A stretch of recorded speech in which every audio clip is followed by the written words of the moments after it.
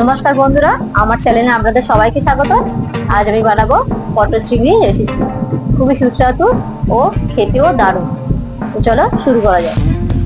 প্রথমে নিয়ে নিয়েছি পটল,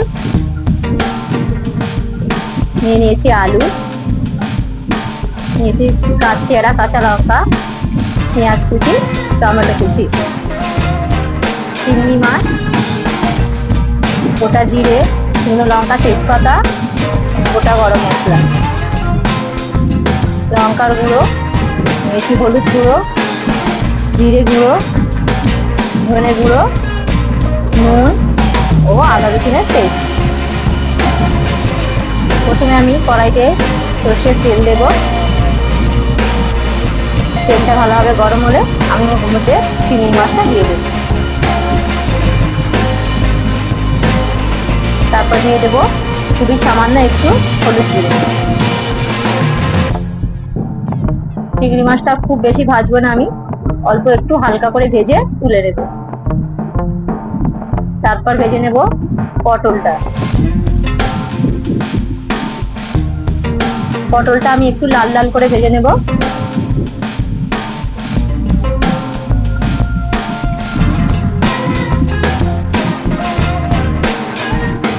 পটলটা আমার ভাজা হয়ে গেছে, পটলটা আমি তুলে নেব।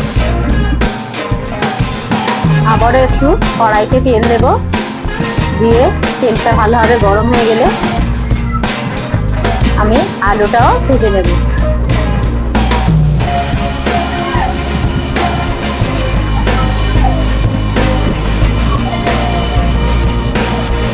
আলুটা আমি একটু লাল লাল করে ভেজে নেব।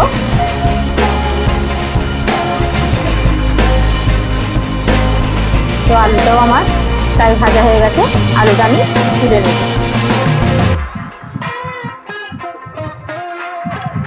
আবারও একটু সর্ষের তেল দেব, তারপর দিয়ে দেব তেজপাতা, শুকনো লঙ্কা, গোটা জিরে, গোটা গরম মশলা। ফোড়নটা ভালোভাবে ভাজা হলে আমি ওর মধ্যে দিয়ে দেব পেঁয়াজ কুচি, দিয়ে দেব দুটো চেরা কাঁচা লঙ্কা,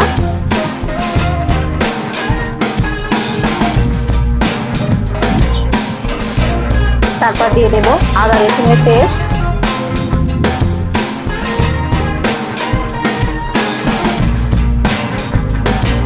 তারপর দিয়ে দেব টমেটো কুচি,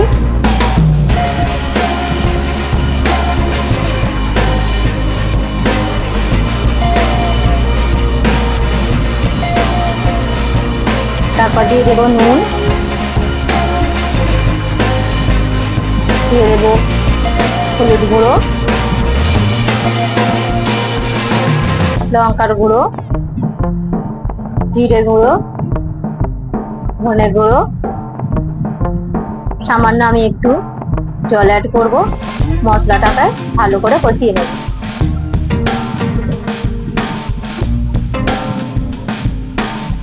মশলাটা ভালোভাবে কষানো হয়ে গেলে আমি ওর মধ্যে ভেজে রাখা পটল ও আলুটা দিয়ে দেব।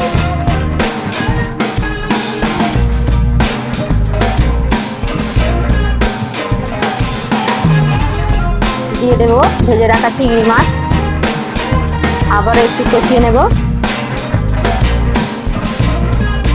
তারপর দিয়ে দেব পরিমাণ মতো জল।